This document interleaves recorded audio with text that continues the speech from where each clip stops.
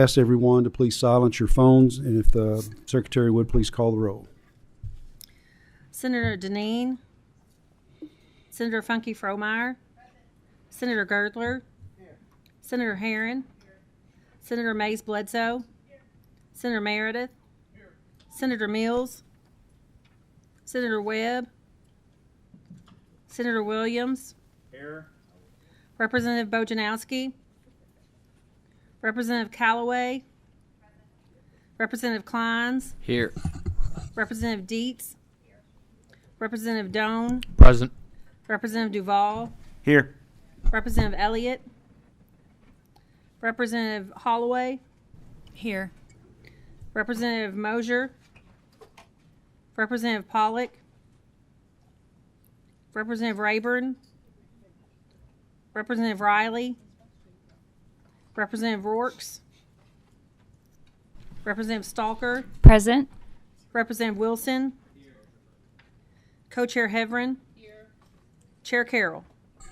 Here, we do have a quorum and are duly authorized to conduct business. First item of business is the approval of the minutes from the September 24 meeting. Do I have a motion?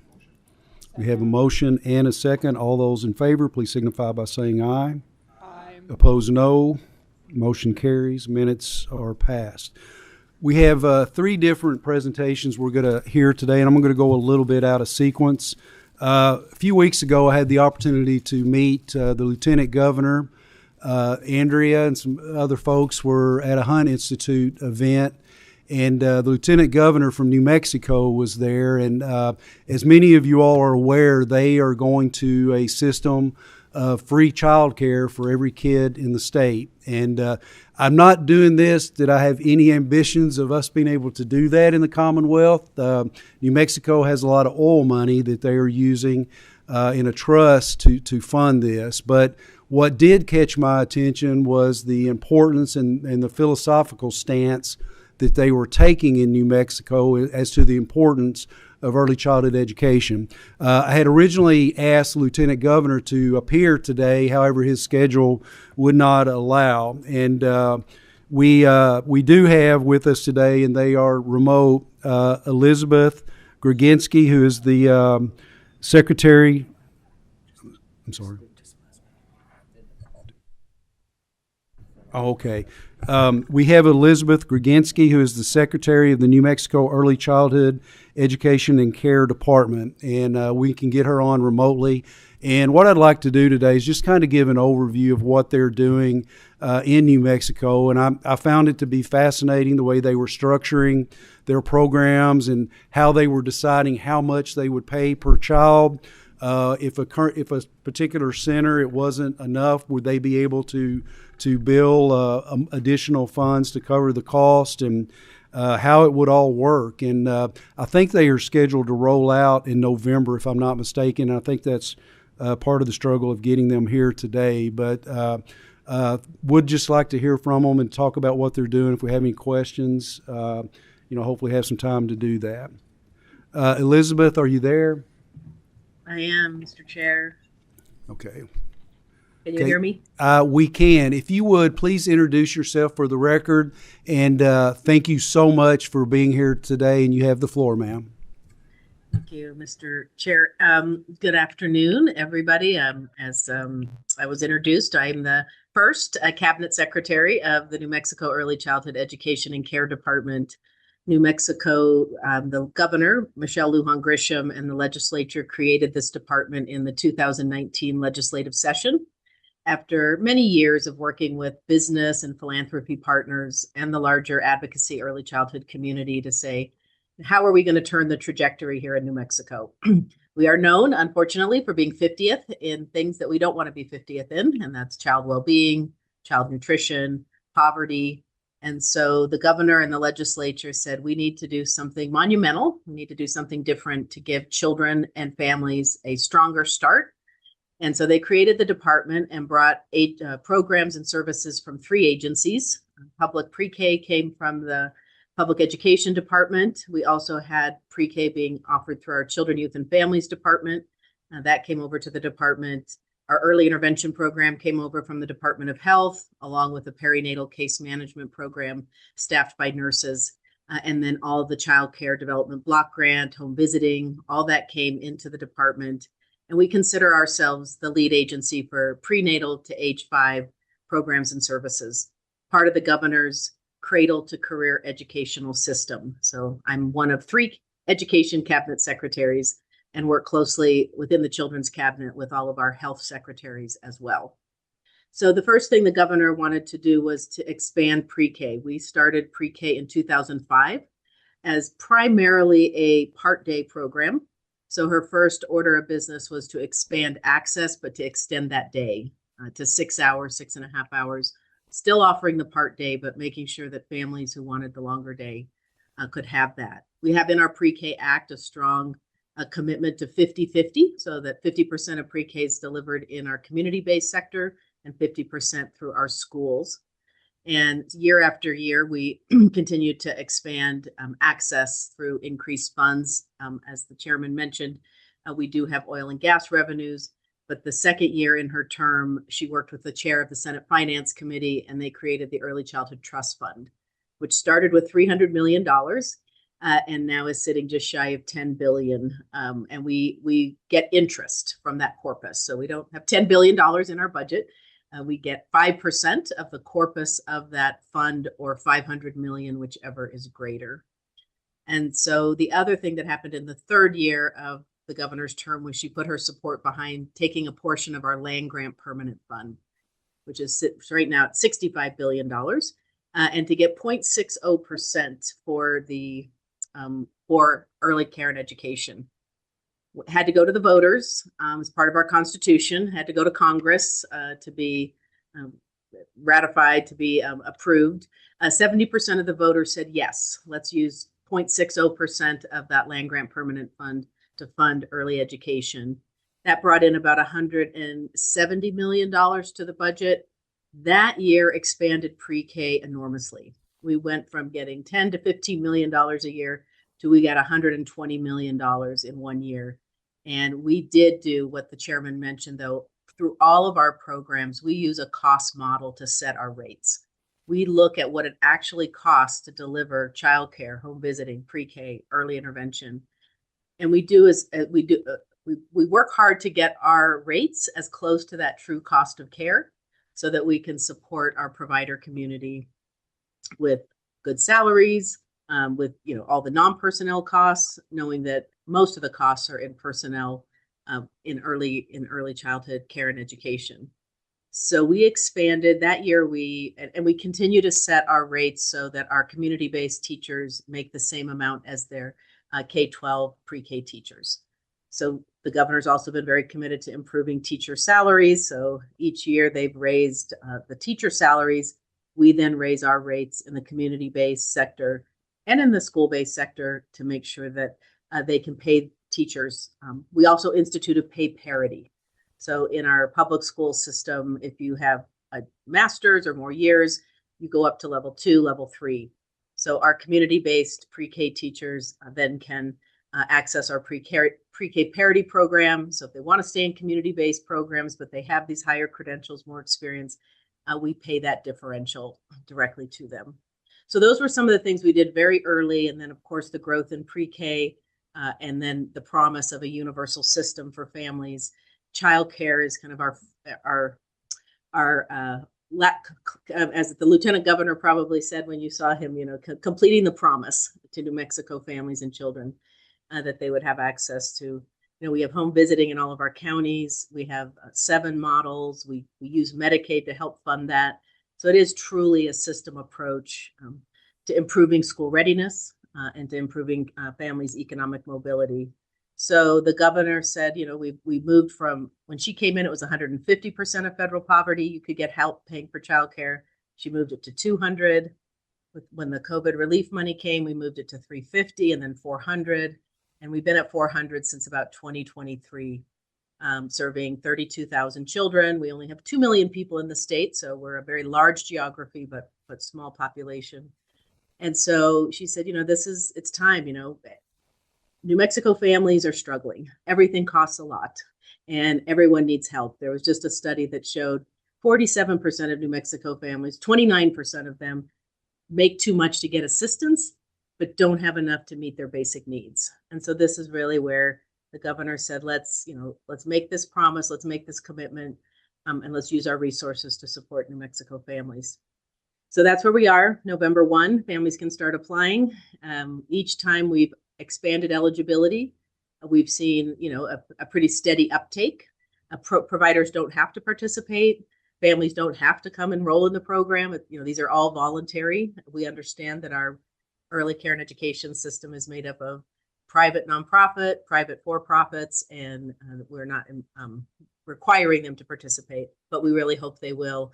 And we're setting our rates very close to the true cost of care. So we hope that it becomes also a compelling business adventure. I mean, from the business standpoint, that it supports them, and then of course supports our whole economy by helping more families be able to go to work. While families are going to work, they're making a lot of tough decisions every day of who can work, how much, or how long can I work, with this child care payment that is the leading cost for most families, right behind mortgage and rent. And in some cases, it's more than their mortgage or rent. So that's my brief history. I'm happy to answer questions if there's more, but just wanted to kind of give you the trajectory that New Mexico's been on for the last, really a couple decades. And this is where we are today. Thank you. Madam Secretary, will you kind of go over again the investment? So there was an original $300 million investment. Childhood Trust Fund. Yes. Okay. And what year was that? That was 2020. I think 2021 was the first year the investment actually went in. They passed the law in 2020. Okay. And then, so the money that has been put in there, obviously the interest, and what additional funds went into that trust fund? The additional funds, so it's the surplus of oil and gas. So the state budget's been funded, the reserve funds are at good levels, everything is funded, and then there's surplus. It spills into the Early Childhood Trust Fund. That's how it was set up, and federal mineral leasing. And so those, right when COVID came, all that went really bad. They actually took $20 million out of the trust fund in the first days of COVID. And then since then, of course, we've all seen with what's happened with oil and gas. So it was kind of a moment in time in some ways. But the state as a whole has put strong reserves and strong funds in place that keep that growing. So yes, that grew. Our budget started at about $400 million in 2021 was our first fiscal year. This year we're just under $1 billion in the department. So that's from the Land Grant Permanent Fund, the Early Childhood Trust Fund, and General Fund and federal. So you all anticipate almost $1 billion to provide early childhood education to all kids who want it within a provider, whatever that might be. Yes, our ask for next year is another $150 million. So we'll be just a little over $1 billion. Do you anticipate additional growth, or are you all counting for pretty much all the kids that would be eligible? We're estimating that by the end of 27, we'll be at 77% or maybe the beginning of 0 to 3. In having assistance, having support with their care, and we're already at 84% of 4-year-olds that are in pre-K, just a little over 60% of 3-year-olds. Next year, we're asking for more money for 3-year-olds, and we'll hope that we'll be at 74% of 3-year-olds. So yes, the mix is. Our goal is universal across all the core programs, with early intervention being just those who need it. Okay. In what types of delivery models do you all cover with that?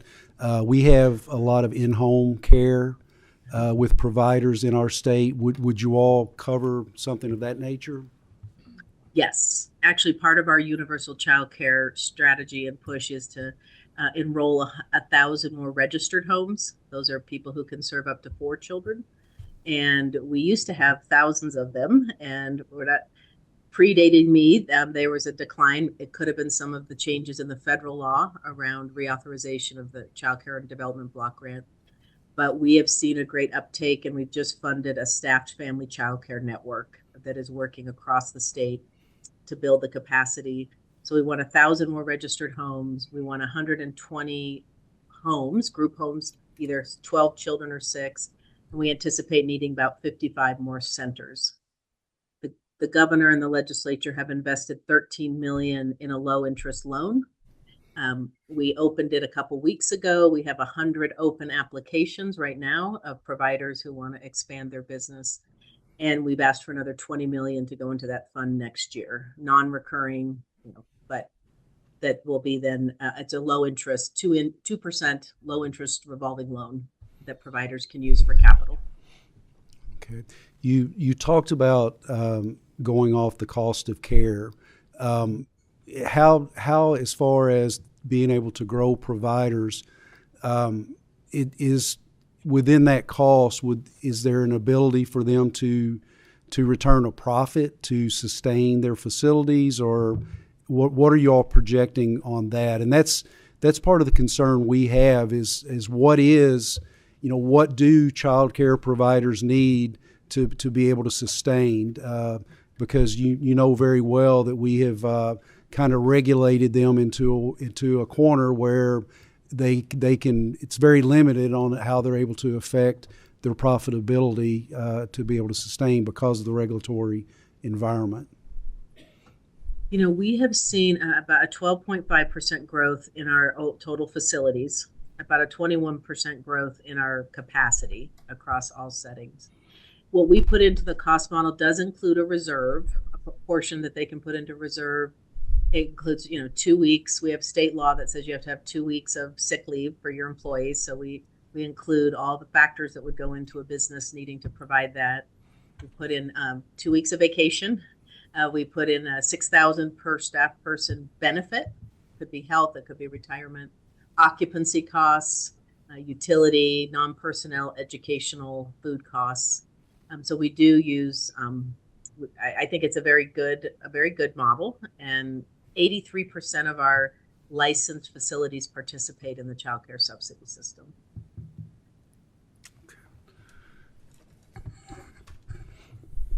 Co-Chair Hever. Thank you. Thank you so much for being on here. I've been working with one of your senators in a child care work group through the National Council of State Legislators. So it's been very interesting to see the work you all have been doing in New Mexico. You had mentioned you all are trying to expand like in-home by 1,000. Are you all using a company to do that, or is that something you all are doing internally within your department? Yes, thank you, Madam Vice Chair. We are doing it through that staffed family child care network and another partner, and that they've created networks around the state. We also have funded local early childhood system building coalitions. So we have 18 of those covering about 14 of our 33 counties. And so they're working locally in community with their local elected leaders, but other providers. So we are doing it through our traditional partnerships that make up our early childhood ecosystem. And then one follow-up, if that's okay. And I'm trying to go off memory. I feel like a lot of life has happened since we had this conversation last week at the conference. Did you all have what is the cabinet? So the early childhood education, that's a cabinet within itself, correct? And it was separated. Was that? Yeah. Okay. Yeah. That's it. Madam Vice Chair. Yes. I'm a cabinet level secretary. So. Okay. And I think that's just something interesting for our committee. The Cabinet for Health and Family Services, other states split that up sometimes, and because it is so large. And so I just think that's a neat example of moving that for early childhood education and having all that there. So anyways, just something, all states do things differently. And that was something I learned about New Mexico. So thank you. And I think that is a growing trend across the country where states are separating programs dealing with kids, and this is even more focused. And when we put the Horizons Act out, that would have started us down that pathway to do that. Any other questions? I would note that I was so excited when I heard about all this that I sent President Stivers a text asking for $300 million to be set aside in the interest of that going to early childhood education. I've yet to get a response from that, so I'm not sure how that idea went over. Madam Secretary, thank you so much for being here, and thank you all for your leadership in this area. And obviously this is not something that Kentucky has the capability to do, to go that far, but the importance that you all put in this, not only for the children and doing what's best for them and to be prepared when they get into kindergarten, the workforce development, economic development, all of those things come into play. And I would imagine you all are going to get a lot of attention because of the availability of workforce that you're going to have within your state as a result of this work. So thank you so much for being here. And Mr. Chair, if I could thank you so much for inviting us, and just say that we've had a 64% growth in our early childhood professionals over the last 3 to 4 years. I know the rest of the country is kind of going in the other direction, so I do think it speaks to that. And our pre-K program has been evaluated by our legislative finance committee to find it returns a $6 to every dollar invested. We just got the kindergarten scores this year, 21% increase in literacy, and I think it's a lot to this very dedicated expansion, to your point, of the 0 to 5, focused on children's development in a very intentional way. I think we have one other question, Senator Shelley Funky Fromeyer. Thank you, Elizabeth. So grateful for you to come all the way to Kentucky this afternoon. So tell us a bit about your workforce. It sounds like you've expanded dramatically with this. What sort of workforce participation are you experiencing now? Yes, Mr. Chair and Senator, huge participation. We have, the governor did in her 3rd year create free college, 2 4-year certificate bearing, and we have 18 institutions in the state that do early childhood teacher preparation. So we are fortunate in that way that we have many pathways, and we've removed barriers to people's pathways. So as I said, a recent study showed us we have the greatest growth both in early childhood professional salary. We're not number one in how much we pay, but the greatest growth over the last 3 to 4 years. And again, this big uptake because we have done outreach. We created a Developing Futures campaign to go out and reach people. Do you even know about the professions in early childhood? Do you know what it means to be a home visitor or developmental specialist in early intervention? And when I got on the road and started talking with people, I realized that, sometimes don't know about these jobs until they're well into their late 20s. So we have had a lot of interest and working. Our community college here has 500 people enrolled right now in the early childhood teacher prep program. And so we're excited to see people getting excited about a career in early childhood.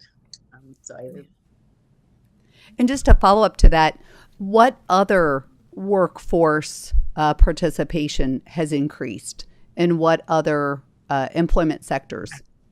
Mr. Chair, Senator, thank you for that. What we've seen, and I think if you're getting at kind of how investments in early childhood have helped other people go to work or having right.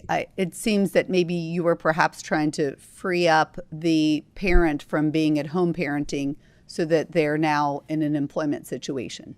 Yes, thank you. Our Department of Workforce Solutions has shared with us that our maternal labor force participation rate is 10% higher than the nation. So we see this, and they attribute it to the direct connection that families have more access to childcare, to quality childcare that's affordable.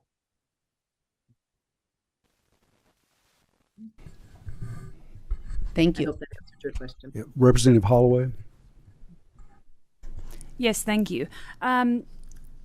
You mentioned at the beginning of your presentation that New Mexico was ranked 50th in several parameters. And so I'm wondering what measurable improvements and outcome have occurred as a function of this program. Thank you, Mr. Chair, Representative.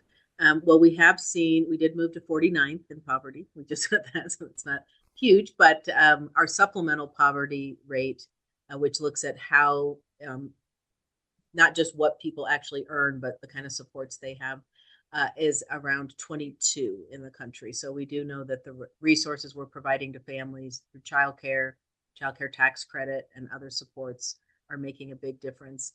As I shared, the results now from our kindergarten readiness assessment that we do statewide showed that 75% of our children are on track in all areas of development. So we now have a measure that we are going to use year over year to see how the investments in the prenatal to 5 are making a difference on an impact in long-term outcomes. So, Thank you. And can you clarify for me what that was before? You mentioned 75% were kindergarten ready. Is that correct? Yes. And, this is prior to this program. What was that number? Mr. Chair, Representative. So we started using the measure in 2024. And so we're going to be doing it again now in 26. And so 24 was really our baseline. It's called the Early Development Instrument. And it looks at the readiness of children at the census tract level to where they live. And then schools look at it by where the child attends school. So we'll be able to report more on that in the fall. So we can share that with you because it'll be an apples to apples comparison. Okay, thank you. So Same assessment. what, if I understand you correctly, you're saying that there doesn't exist any data prior to the implementation of the program. Is that correct? To compare to? There was, Mr. Chair and Representative, there was the kindergarten observation tool.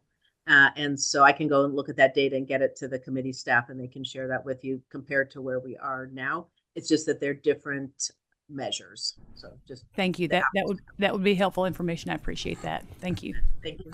So it will be interesting to see the improvement with pre-K emphasis, how much higher that will get when you get down into from birth to 3, to see what difference that makes in the overall preparedness for kindergarten. Any other questions? Madam Secretary, thank you so much, and we really do appreciate your time today. Thank you, Mr. Chair. Have a great day. You too. Okay, next item on the agenda, Commissioner Dennis and Director McCann, would you all please come forward? This will be a presentation on the cuts to TANF and to SNAP. We had originally had the senior meals program on here, but since that's been resolved, we will not discuss that today. But the purpose of this is just kind of give an overview of the upcoming anticipated cuts to these two programs and what impact they might have. And Commissioner, if you all would, please introduce yourself for the record, and you have the floor. Thank you, and good afternoon. My name is Lisa Dennis, and I am the Commissioner for the Department for Community-Based Services. And I'm Roger McCann. I'm the Director of the Division of Family Support for DCBS. And again, like Senator Carroll stated, we are here to talk about changes to both TANF and SNAP. And we will start with TANF, or Temporary Assistance for Needy Families. The TANF is a federal block grant. It's not an entitlement program, and Kentucky receives a fixed amount of approximately $180.7 million annually. The TANF funds can be used to meet 4 federally defined purposes that you see here on this slide. They provide assistance to needy families so that children can be cared for in their homes or with relatives, in the end of dependency of needy parents by promoting job preparation, work, and marriage, prevent and reduce the incidence of out-of-wedlock pregnancies, and encourage the formation and maintenance of 2-parent families. And in Kentucky, TANF is used to support programs aligned with what you see here on this slide.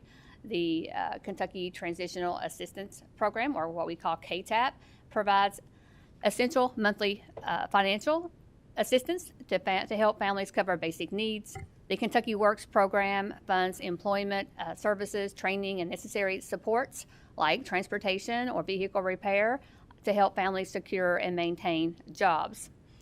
Child welfare and kinship care, services to support families and children in their homes, in the custody of relatives or in out-of-home care or foster care. And then also program administration, the cost to cover the administrative support, staffing, IT, et cetera, to operate the program.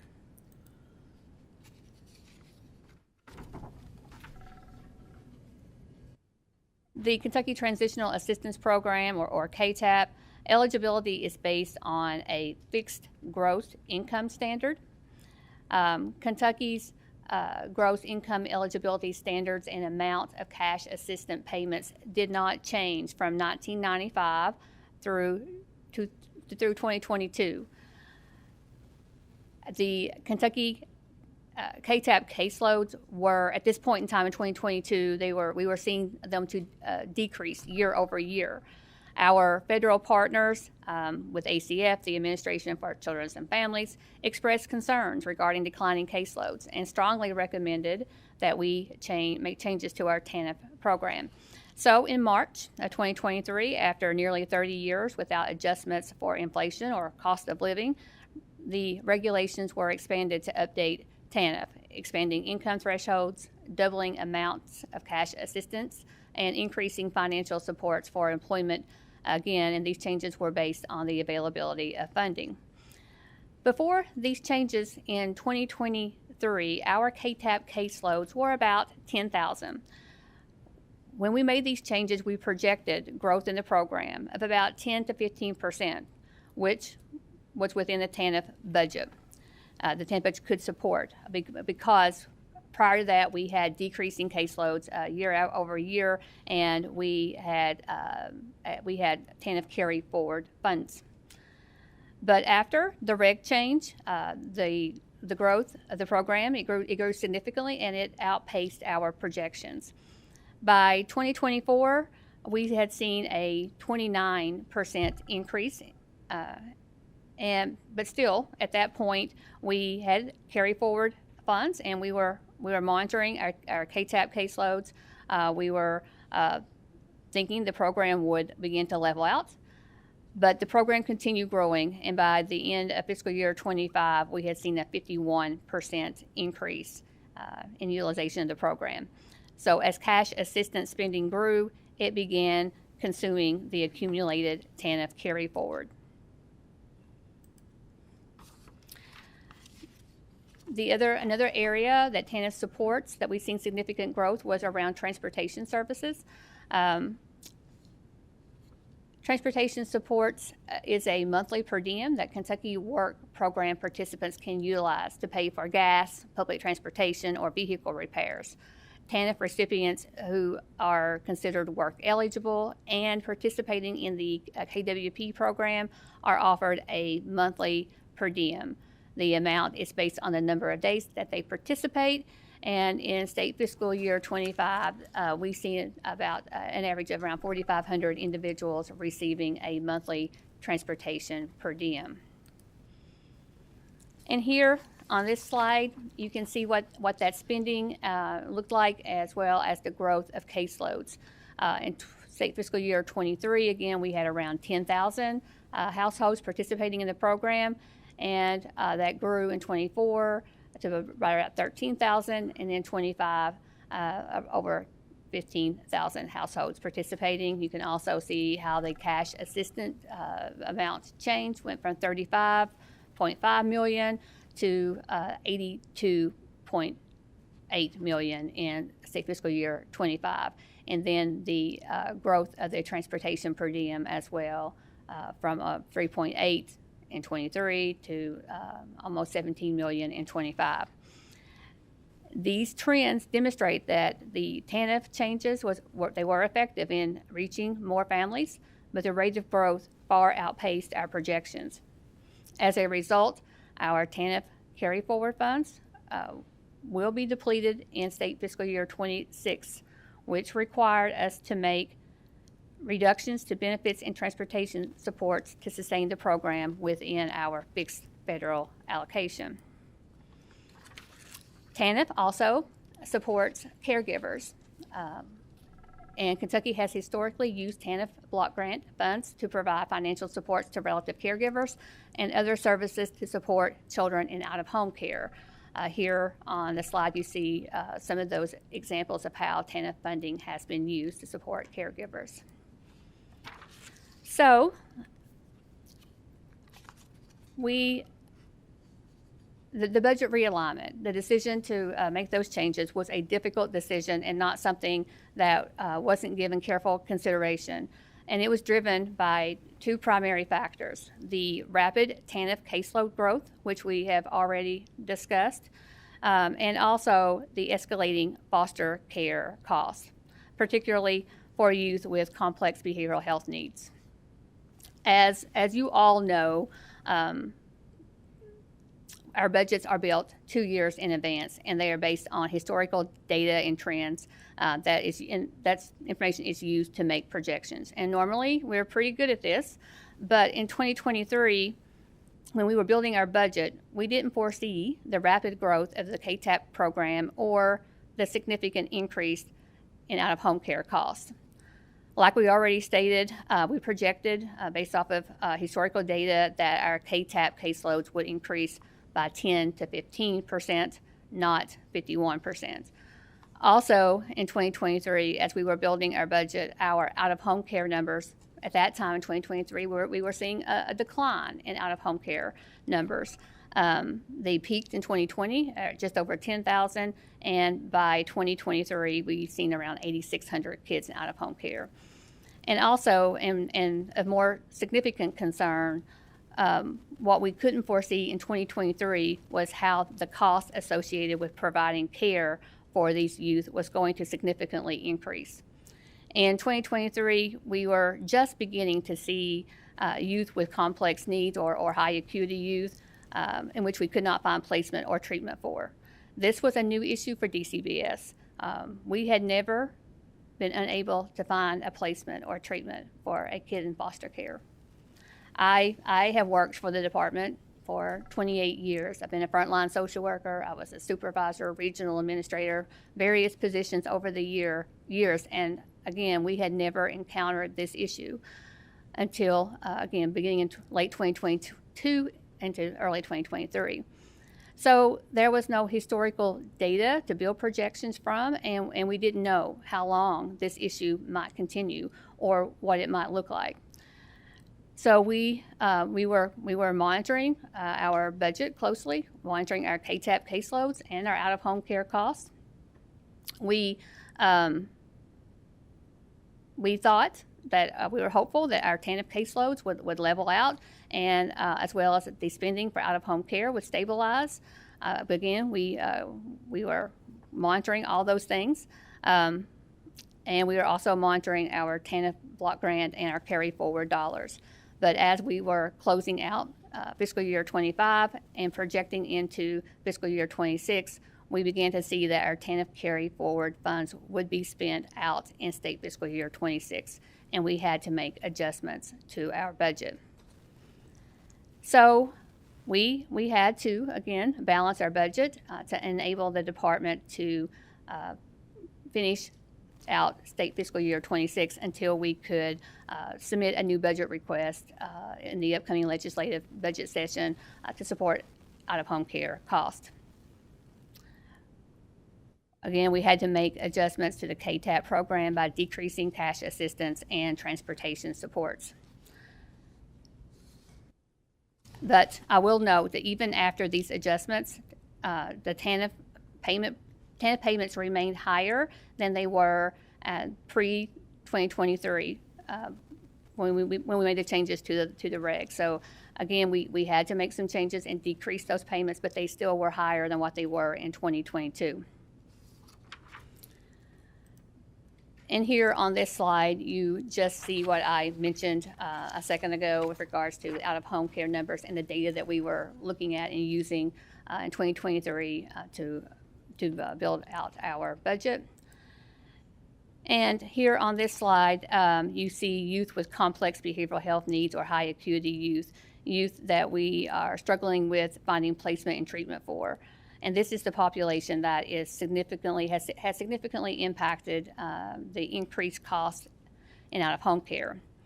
Now, on this slide, you see the youth in what we call non-traditional placement. These were youth that we were unable to find placement for, and they spent at least one night in a DCBS office being cared for by our DCBS staff.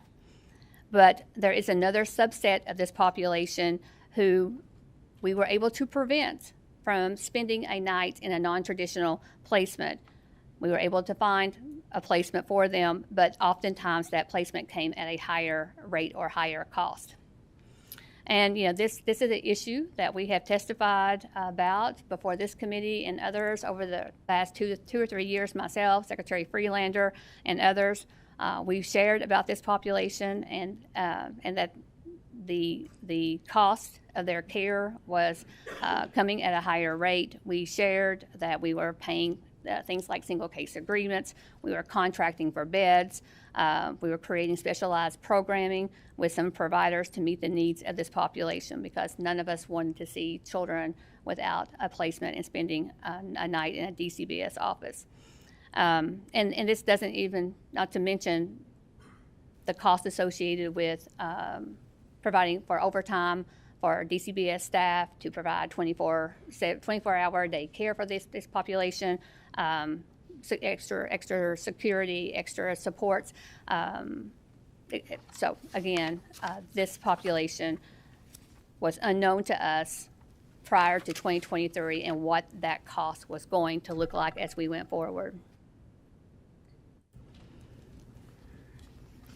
So again, with the adjustments and the changes to the cash assistance payments and the transportation supports, our staff have been available to support our KTAP and KWP participants with these changes. We began communication and outreach in September. And again, constituents can contact their case manager by calling the number on the screen or by visiting our local DCBS office. But again, I will just reemphasize this was a difficult decision, but one that was necessary. And TANF payments, while they were, we did have to decrease. They are still higher than what they were prior to the reg changes in 2023. Now I'm going to let Roger talk about SNAP. Yeah, can we take a break and answer questions before we get into that? First, a couple questions that I have with the funding that goes to the families. Did you all do like just a cut in the amount that each recipient gets rather than cutting some people completely out, or how did you do that? It was an amount, so approximately 35%. Same thing with the transportation? Correct. Okay, and with the funding to help with the care, foster care, is there any concern that is it significant enough that it's going to cause providers to cease being providers? Is there any risk of that? We've been working very closely with our provider community and looking at this population of youth and what their unique needs are and how to wrap additional services and supports around the youth, as well as what the provider community needs to be able to meet their needs. So I'm hopeful that we are finding solutions. You can see on the slide with the slide with the population of non-traditional youth that we were seeing a decline. So we are seeing a decline in the number of kids that are spending time in a non-traditional placement. But again, the cost of care, the cost is increasing to meet the needs of that population. Okay, and are we making any headway on getting those providers in state?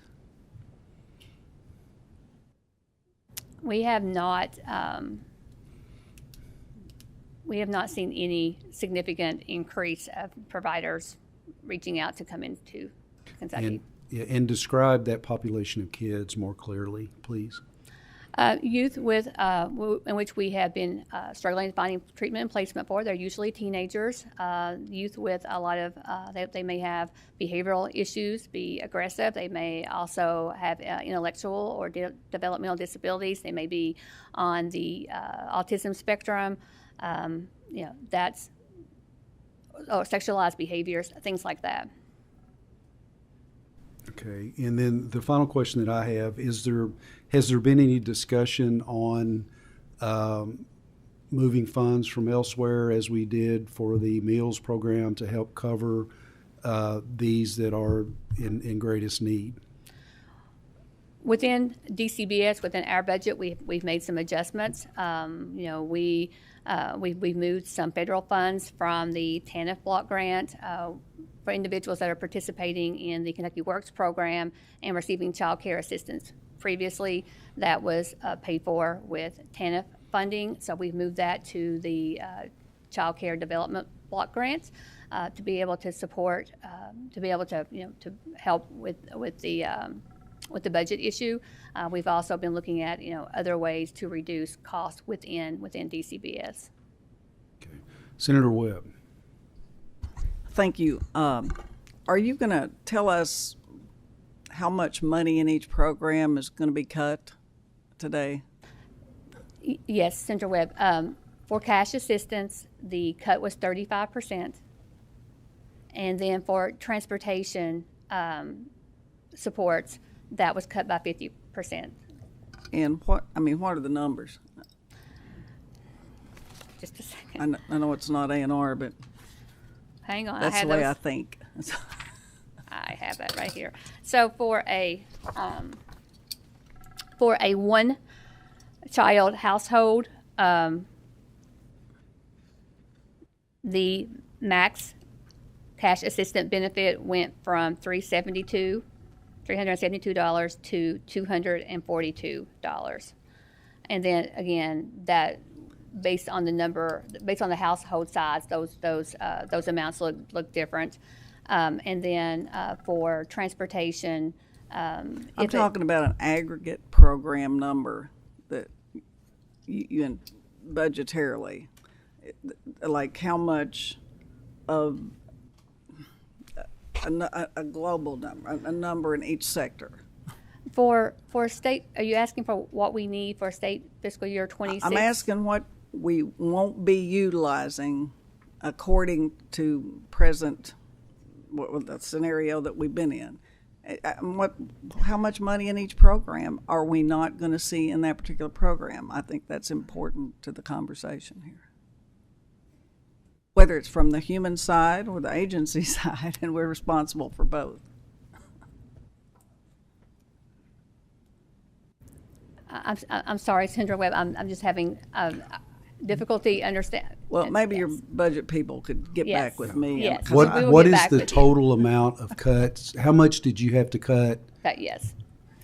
How much were you asked to cut to get through the fiscal year? I guess is that the question? Yeah, and the breakdown of each program, how that will affect each program from your budget of last year, what's not going to. And I guess, if I may, Mr. Chairman, I think the chairman kind of alluded to it, but I mean, it's a fact that the money you take out of TANF, you're going to have more out-of-home placement costs. I mean, that's data. It's undisputed data.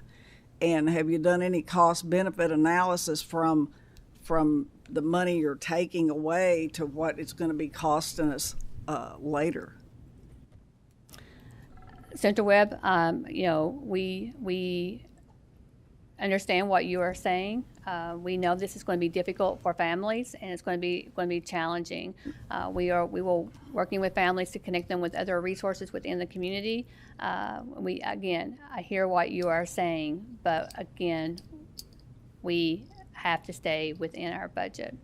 Well, and one more follow-up, and this is, I guess, the lawyer in me, but when you're looking at KTAP, and I know we're getting ready to talk about it, but isn't that set by regulation with on the assistance, and how are we getting around that shall in the regulation?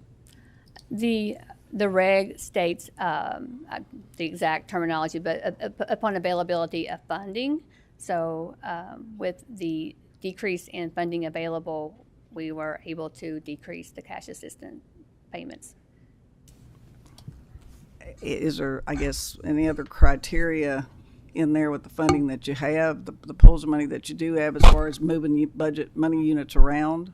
I mean, well, we did move some other funding around. Again, we moved dollars that were being spent in TANF to the Child Care Development Block Grant to free up some additional funding, and so we have and we continue to look for other ways to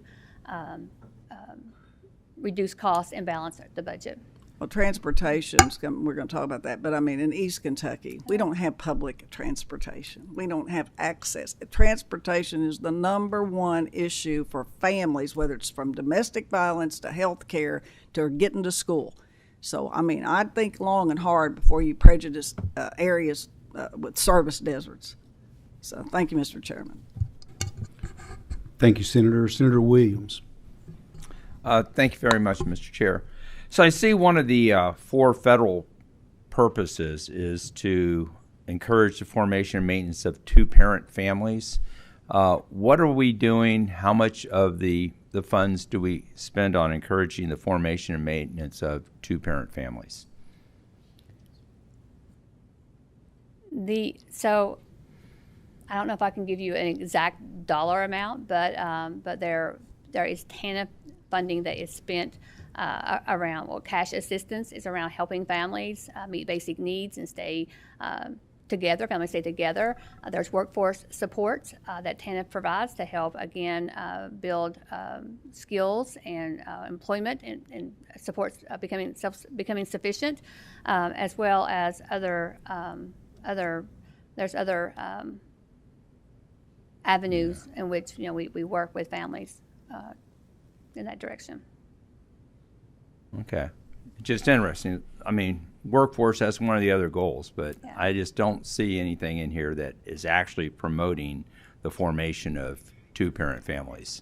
So, Well, there's TANF funding and some of our programming to keep families together and intact and within the community. So TANF is used again for some programming and services that supports keeping children and families together and in communities. thank you. Representative Mosier. Thank you, Mr. Chairman, and thank you for this information. I have a couple of questions, and I'll be quick. How was the decision made to make these funding reductions? The 35% in TANF and the 50% in transportation. How was that decision made? As we were looking at our projections for state fiscal year 26, we based those reductions on what we would need to finish out state fiscal year 26. Okay. All right. And then can you go over the work requirements for eligible participants again? Maybe I didn't hear that. Individuals for the Kentucky Works program to participate, I believe it's 80 hours per month. An individual has to participate in a work or training related activity. And is there any other requirement, Roger? Okay, so it's the same as, other, Yes. eligibility. And so what is do the federally mandated work requirements align with all that? I assume HR 1 is what we're talking about. HR 1 with SNAP, yeah. Uh-huh. And they should align. Yep. Yes. Right, okay. So do you have then, because we're reducing the transportation assistance for individuals who are already having a hard time getting to work, do you have an alternative plan kind of in mind with how to assist these families in achieving those work requirements? We understand that transportation is a significant need, especially in our rural communities. We agree with that and recognize that, and we did not want to cut transportation. I mean, we know that the supports around transportation are important, but again, looking at our budget and what we needed to close out state fiscal year 26, we had to make some difficult decisions around making those cuts. Okay. I mean, it would seem to me that, we've got folks who are working with these families, and when we're understanding their difficulties and as this becomes more and more a problem for families, if you all can, or whoever is working with the family can work with them to find alternative solutions. We want folks to be able to get to work and to school. Yes. So, okay. All right. Let us know how we can help. Thanks. Thank you. Senator Meredith. Thank you, Mr. Chair. I'm going to follow up on Senator Webb's questions because I didn't quite understand the answer. Slow learner here. I'm sorry I missed the first part of your presentation, so you may have directed this, but much like the senior meals program where we had to find $9.1 million to fill that hole, how much money do we need to make these two programs whole? How much additional money? For state fiscal year 26, approximately $32 million. $32 million for both programs, or correct? Can you break it down? I can get that for you. Okay. I don't have it. 32 million. All right. Thank you. Sorry, Mr. Chair. And just to clarify, these cuts are all because of services. No money from this was moved anywhere else. It couldn't be right. because it's designated for specific uses. Correct. Okay. Senator Funky Fromeyer. Thank you. As I was looking at the temporary assistance, the federal defined purpose of dependence on needy parents, but promoting job preparation, I was looking at that same question around work and marriage. And to implement TANF, does that go through our local community action commissions? Is that the arm that helps to meet with those that might be requesting this temporary support? So we have, within DCBS, we have case managers who work with individuals who are within the KTAP program and participating in the Kentucky Works program. And they work with our partner agencies. May have to ask Roger to help me a little bit with this, but they work with our partner agencies to help find employment and training opportunities. So it could be through our community action agencies, or it could be through another partner who is participating with us. Thank you. And in follow-up, I wanted to follow up with some of the providers in my region, and I was just trying to think through, is that our regional CAC? So in tying back to that question, when we look at the trend, and you provided us the trend of how the payouts have grown, can you guide us on how marriage, maybe you started and you weren't married, and now after 3 years, the numbers of marriages? I actually recently asked my Community Action Commission that very same question. What sorts of marriages are we seeing? That perhaps you started as a single, but you pointed out that the gross income eligibility standard, if we've pressed people to stay impoverished so they can receive these benefits, would they then get married? It might actually be counterproductive. I don't know. I'm trying to puzzle through how this is promoting this federal purpose.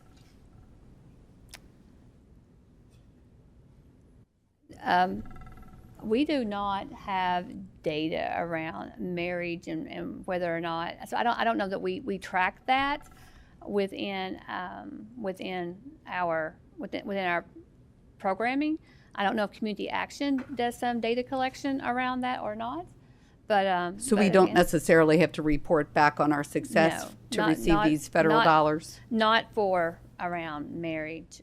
Now we do have reporting around two-parent households and the number of two-parent households that are participating in the Kentucky Works program. So we do report on that, and so we can look at that participation rates around, again, 2-parent households. Right. I think it would be beneficial for Yes. us to see some trending Yes. information around this. Okay, thank you. You're welcome. Representative Callaway. We'll have Representative Callaway and Representative Stalker, and then we will move on. Thank you, Chairman. So my first question is in regards to the transportation supportive services. How frequently are those reviewed? The necessity still validated?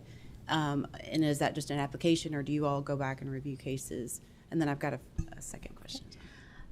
To receive transportation assistance, the participant, the individual, has to submit monthly documentation that they participated the prior month and met the minimum requirements, the minimum hours required to receive that transportation support. So monthly, they are providing documentation on their participation. Thank you. And then, I'm looking at the expansion of the regulations back in 2023, and the expectation of projection of growth was significantly bypassed. So 51% was the increase you saw in 2025. That was, I think, what you said? Yes. So I'd like to know the impetus behind the regulation expansion in 2023 and what was used to project the increase, because I have concerns, the 32 million for, that projection for 2026. How are we looking at participation increase going forward? Have we adjusted, those projection formulas and what we're using? Because clearly that was flawed.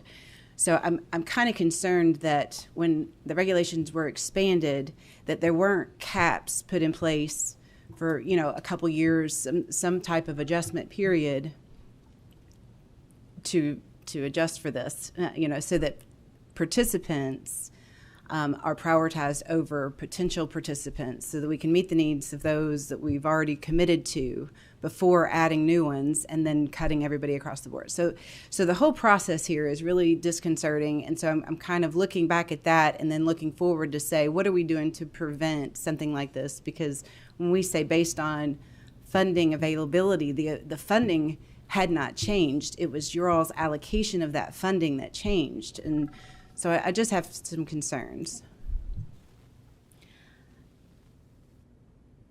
You are correct. We did make those projections, and based off of, again, historical data, what caseloads had looked like over the years, the trend with the decline in caseloads. So that was information that was used to make those projections. And then we, again, like we said, we had significant carry forward because of the declining caseloads year after year. We had carry forward dollars, and our projections would, our projections would kept us within our TANF budget. Even in 2024, when we've seen the increase, rising, we still had those carry forward dollars available. But again, the program continued to grow and continue to expand. At the same time, out-of-home care costs significantly increased. There is enough funding in TANF to support cash assistance, transportation, all things. But because of the underutilization of TANF for years, and it being utilized to support out-of-home care costs, the growth in that area and the need in that area resulted in, again, us being where we are today.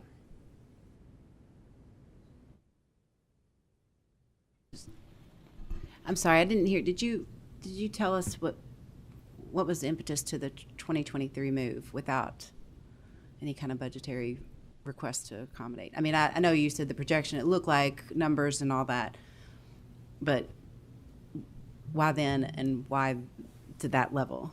I mean, I know, again, 2020, since 1995, I see there was a case for it, but to make that happen without any other supplemental action happening, restrictions or anything happening, what was so urgent that we did it right then? as you just stated, those regs had not been changed in a very long time since inception of the program. So again, we had the ability to increase those cash assistance amounts, and when we were able to, we wanted to make sure we wanted to get that funding to the individuals who needed it. And the projections, again, were within that budget. We did not see the growth of the program growing as quickly as it did.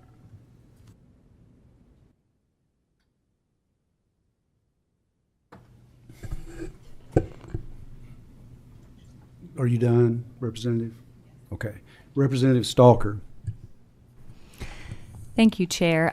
Two questions, if I may. I think the most important question that I'm trying to ascertain right now is, you said we need $32 million to make both of these programs whole for 2026, correct? Correct. So my question is, first of all, will the Cabinet be making a budget request for this upcoming budget year to do that? And if so, will these programs get backfilled? We are currently working on our budget and our budget request. So we're looking at all of that and evaluating what that needs to look like. May I follow up, please? I would hope that we could get these programs reinstated. I think to Rep. Calloway's point, I understand what you're saying. You did not project some of the growth and at the speed in which we received. I'm hoping that you guys will try to keep that in mind moving forward, just so that we don't find ourselves in this situation again. The second question that I have, and then the concern is if we're not able to move any other money around, and these programs have to continue to be functioning at a very reduced rate, which you said transportation was 50%. So if a family was receiving $300, they're now down to $150. And then I think you said the other one was 35% reduction. So my concern is that we are taking families back to very close to a $79 difference to those 1995 to 2022 rate that they were receiving.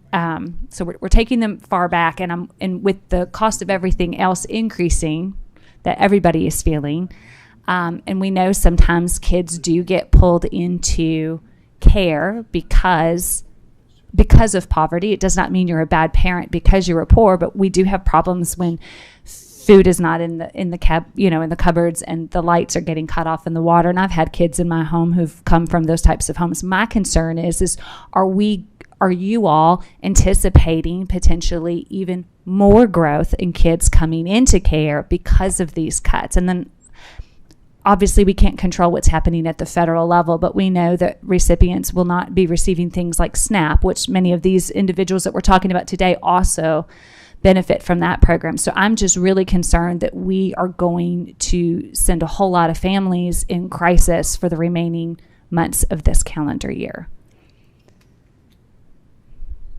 Do you all have, I guess the question is, just to reiterate again, is are you keeping that in mind as far as while you're trying to fix the problem that you have right now, the reduction of that might cause a whole nother, right? Where it's just unfortunately exacerbating. And sometimes there's no good solutions, but I'm just wanting to make sure that that's something that you all might be keeping in mind. And yes, please elaborate. Yes. And of course we are. And of course we're watching our out-of-home care numbers and working very closely with our frontline staff, ensuring that they are aware of available resources and supports within the community, helping make those connections, working closely with our partner agencies as well.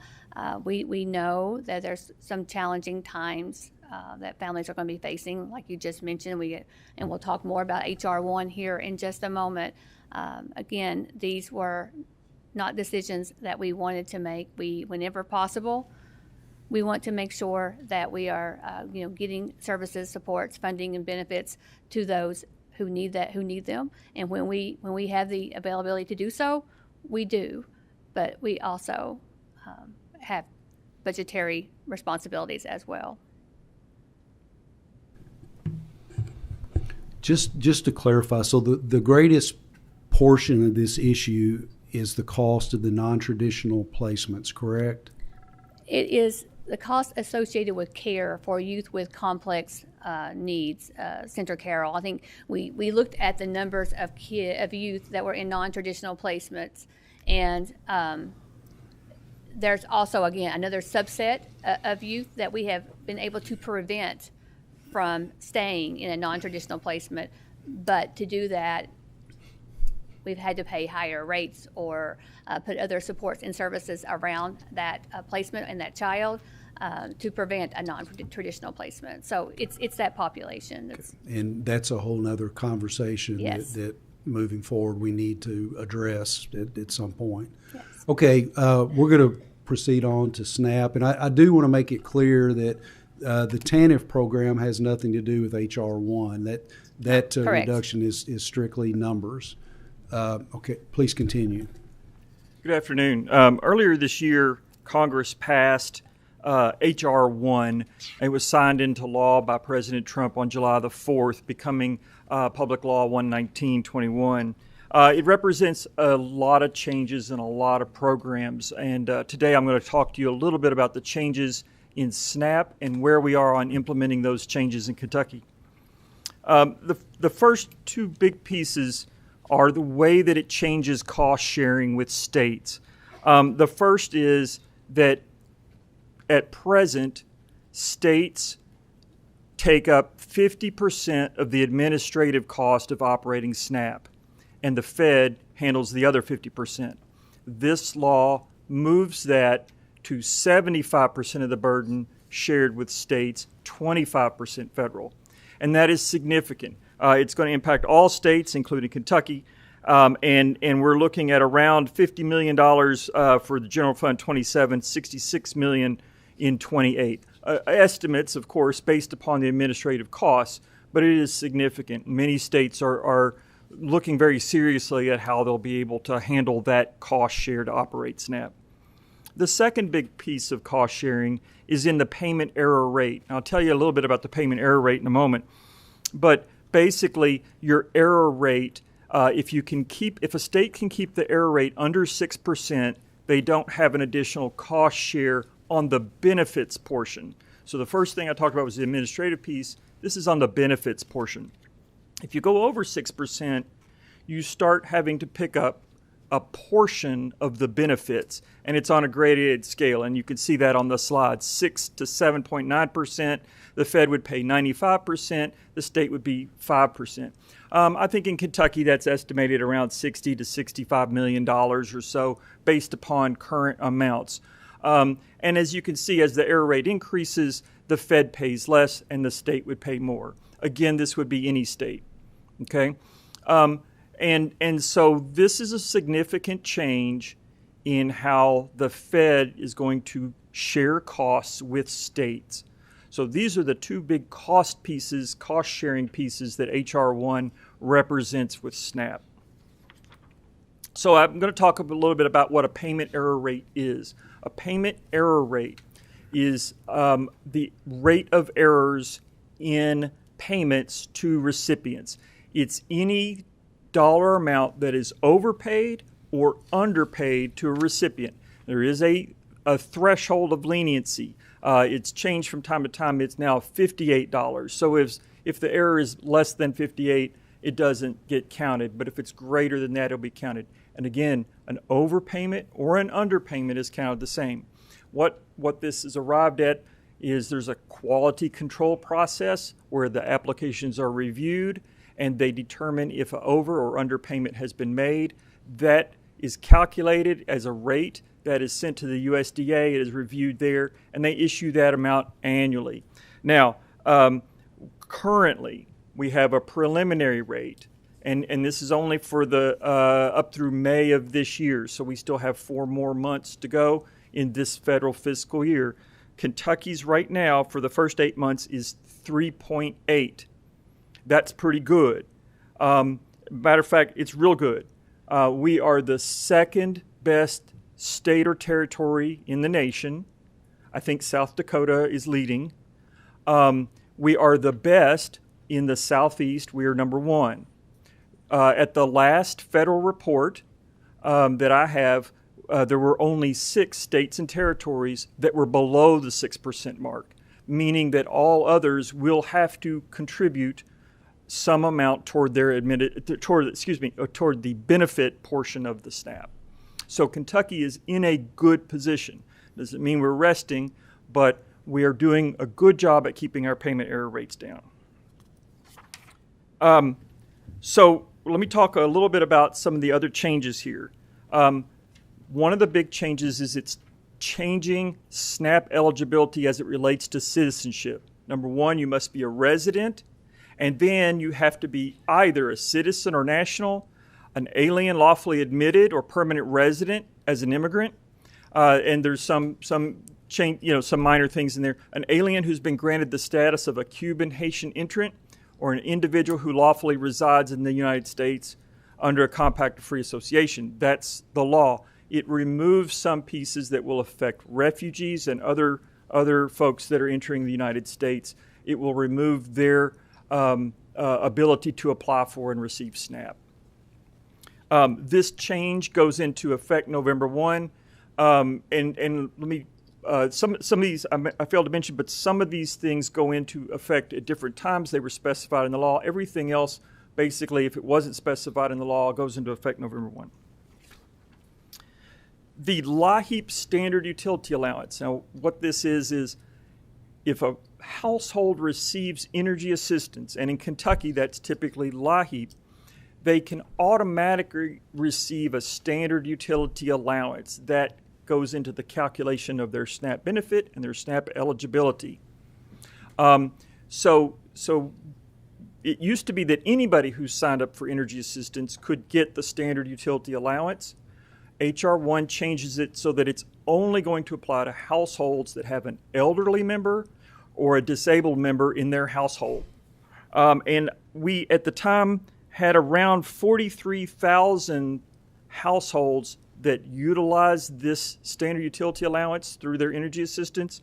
And now that it's going to be removed, we're looking at about 13,000 households that will receive a small decrease in their SNAP. And I shouldn't say small because some of them will receive, about 24% will actually receive $110 to $120 less SNAP per month because of this change in H.R. 1.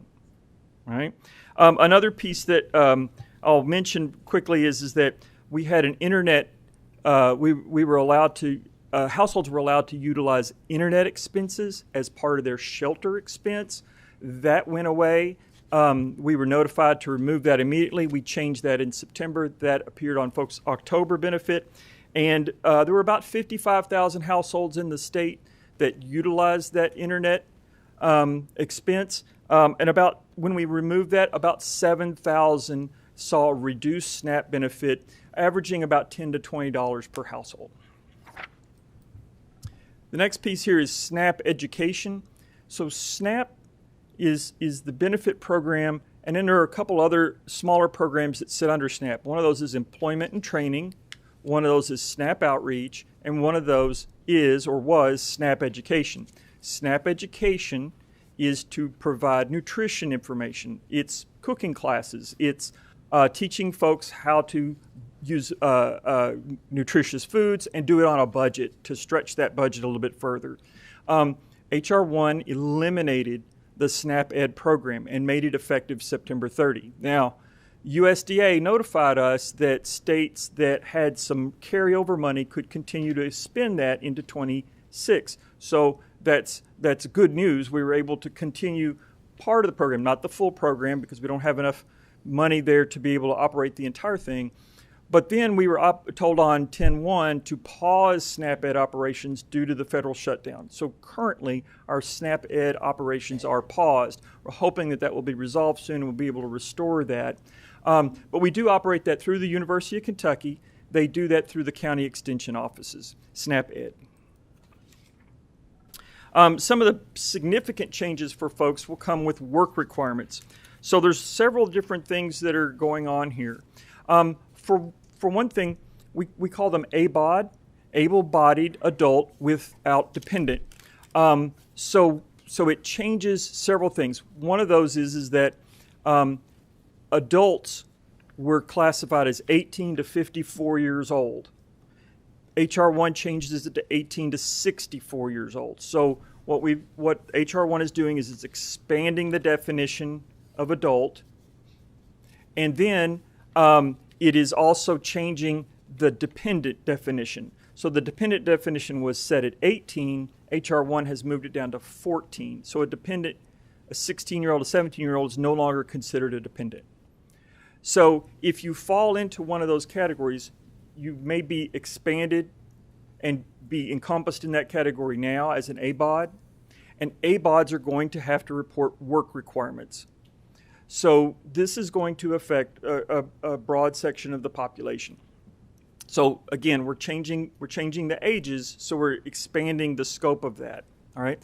It also removes some temporary exemptions for veterans, homeless, some foster youth that are aging out up to 24.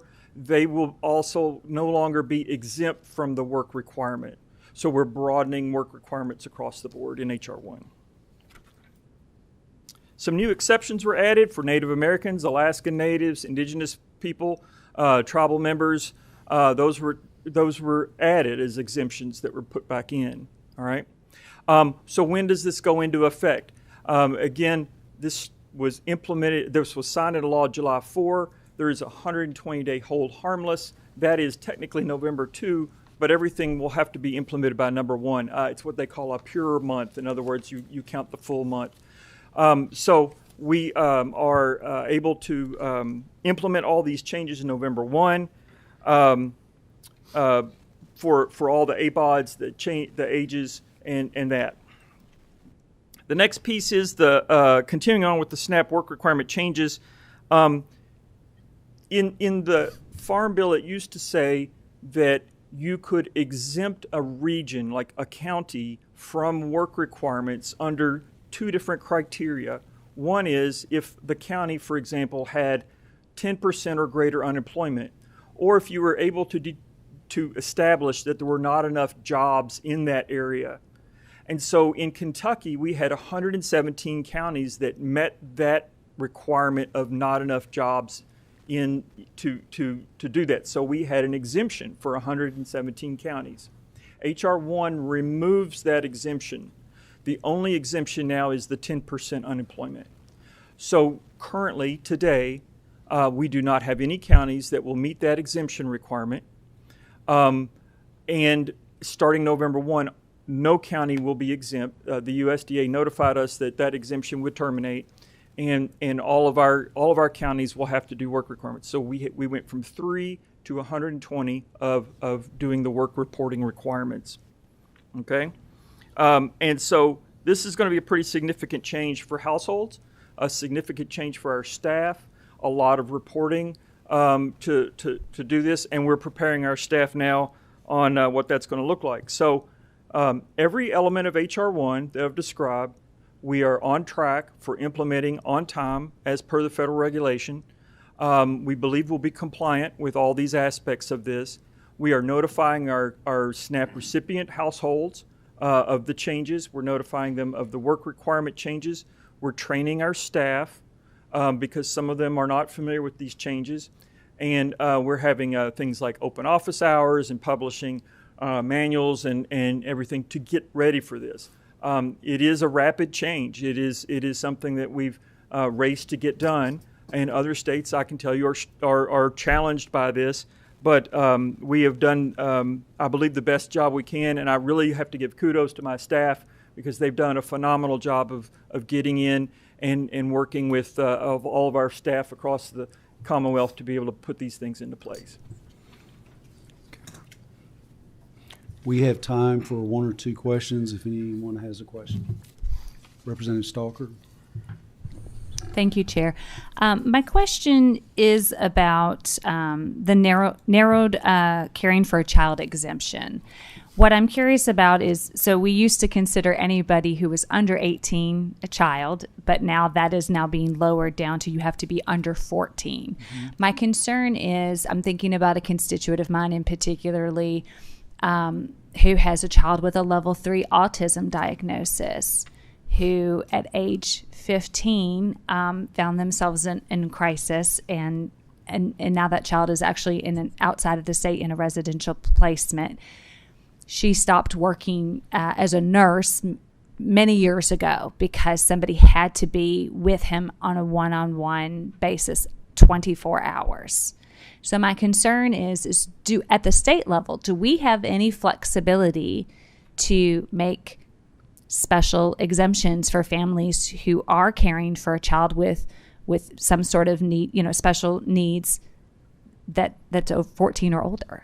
So with an ABOD, that child may not qualify as a child because of the age, but in the situation you described, may have a disability that we could qualify. Also, there are certain types of things like caring for others that could qualify and meet the work requirements. So there would be other ways that we might be able to work with that household to find some other exemption that would be possible. It would all depend upon that case, but that's what we would try to do.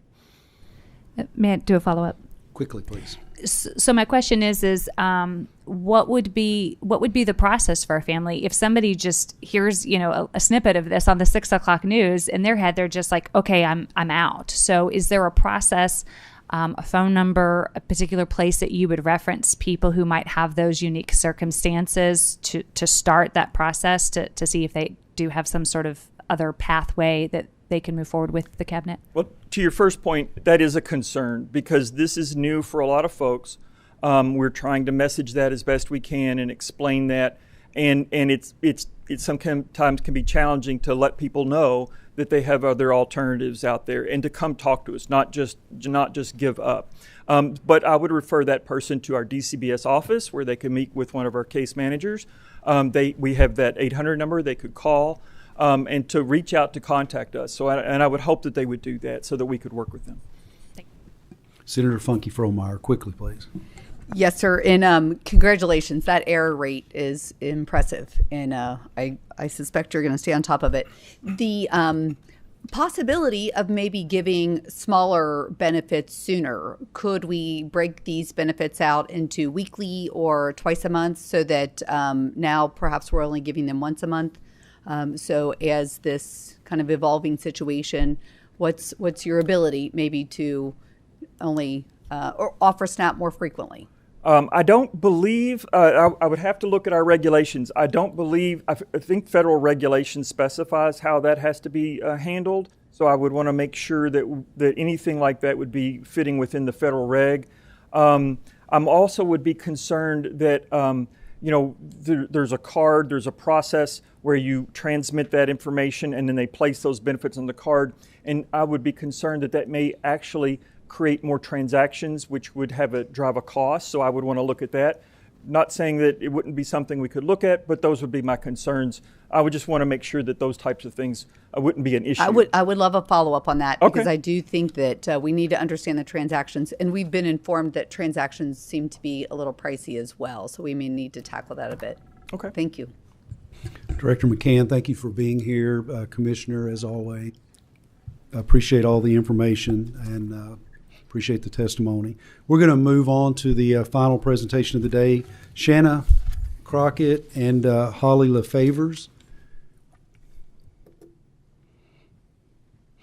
Shanna, you had talked about bringing someone with you. Are they here? Okay. I've had discussions with both of these ladies, and it's kind of ironic because they happen very close to the same time in talking about fetal alcohol spectrum disorder. And if I'm not mistaken, both of these ladies have adopted children with this disorder, and we had hoped to have a physician here today, but because of me, we were late in getting the request in. So, and this is mainly just for information. And the conversation that I had with one of these ladies, we were talking about behaviors in childcare, and there was some conversation about due to COVID, the numbers in this spectrum, in this disorder, possibly being increased because people were at home more and possibly drinking more. So that I thought was an interesting topic. And then I later heard from one of the other ladies, and it caught my attention on this particular disorder and the differences. And I know there's some federal legislation that has been moving also these ladies will tell us about. Please introduce yourselves for the record, and you have the floor, ladies. So I'm Holly LaFavors, and I'm here today as a parent advocate.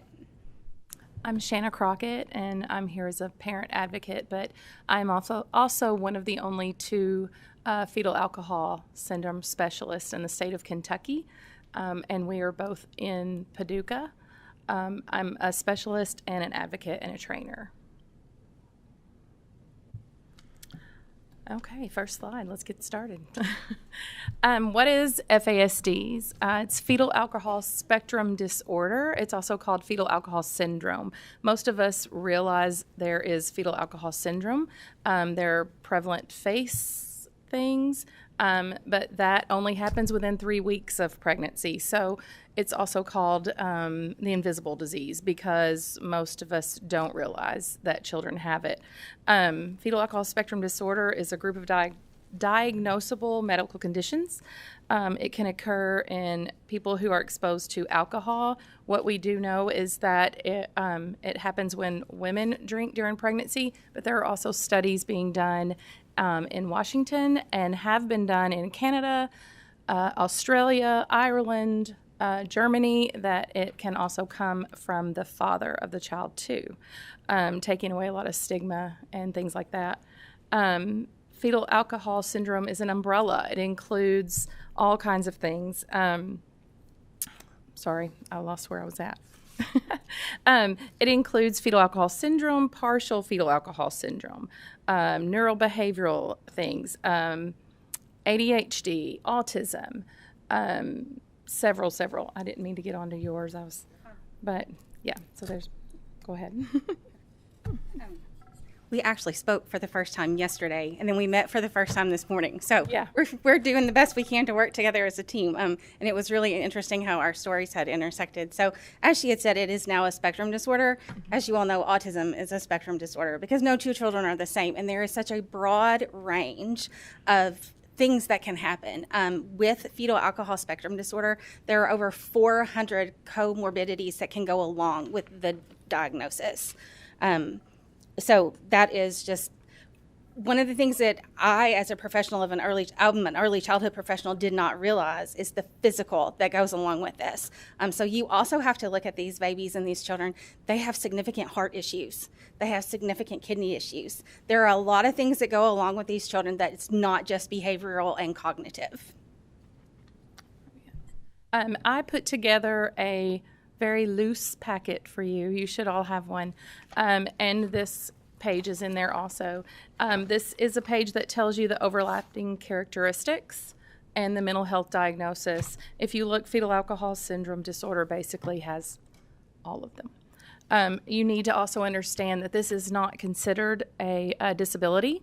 We get no help. We don't get IEPs for school. We might get a 504. If you can get a diagnosis of ADHD, you can get a 504. But you have to work really hard to get those diagnoses. So it's permanent brain damage. It does not get better. The pathways are cooked virtually. And so the verbal language processing, basically cognitive skills, executive functioning, if you know what that is, it's the verbal language processing speed. They may hear one of every 4 words spoken to them. So following directions is very hard, right? Attention span, impulse control. So impulse control leads to, in the future, 60% of children with fetal alcohol syndrome end up in jail. Planning and problem solving, memory, just that sort of thing. They repeat mistakes. There's inconsistent abilities day to day. And the next day, one day they're able to do something. The next day they have no idea what you're talking about and they're not able to do it. And again, that doesn't that's not just those cognitive skills. Just last week, my child forgot how to swallow. That is something that we had fought with when he was younger. He had actually got a diagnosis of, I can't think of what it is, but where he was having trouble with swallowing, and it just happened to rear its head again. And that's just how fetal alcohol spectrum is. You don't know. We don't know when we wake up that morning. Is he going to be able to put his socks on today? I don't know. But when he looks at me and says, I can't do it, I know he really can't do it. It's not that he doesn't want to do it. It's that he truly cannot do it. And the frustration comes in is because he wants to be able to do those things. Not really a symptom, but something that you can look towards and look at is that 17% of all children with fetal alcohol syndrome live with their biological parents. So that means 83% are in foster care or adopted. So there's no way to know.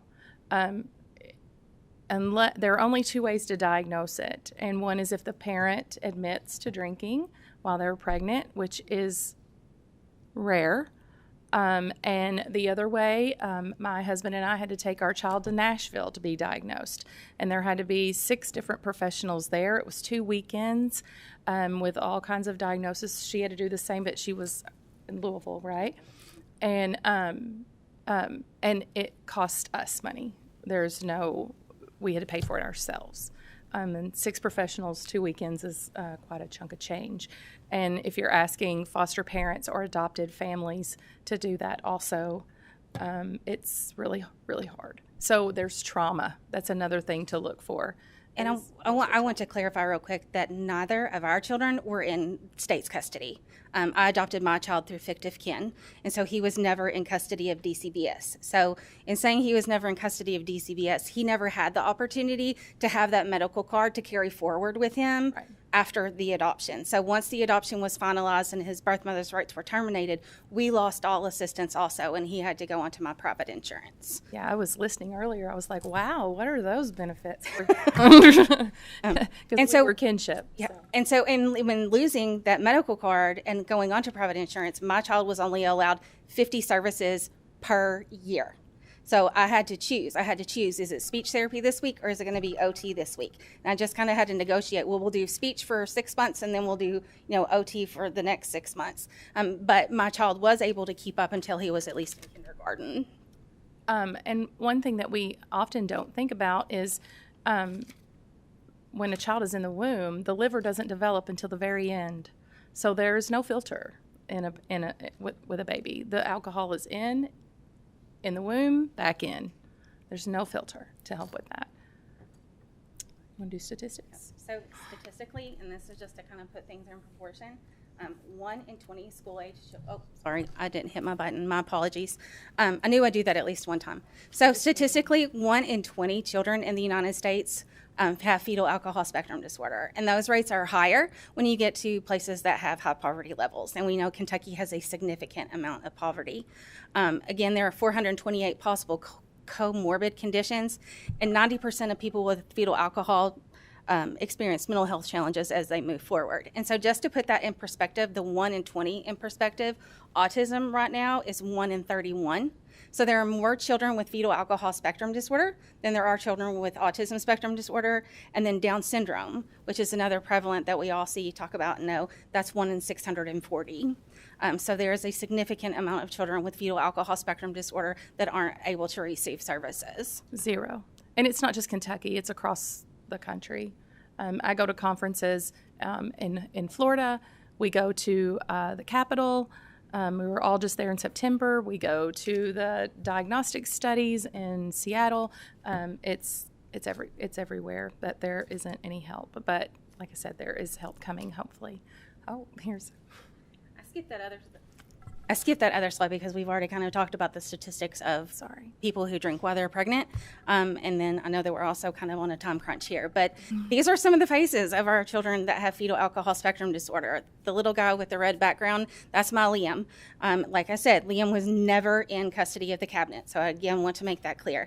Liam came to me as fictive kin. I was the one who eventually terminated the mom's rights or got mom's rights terminated. I didn't do it myself.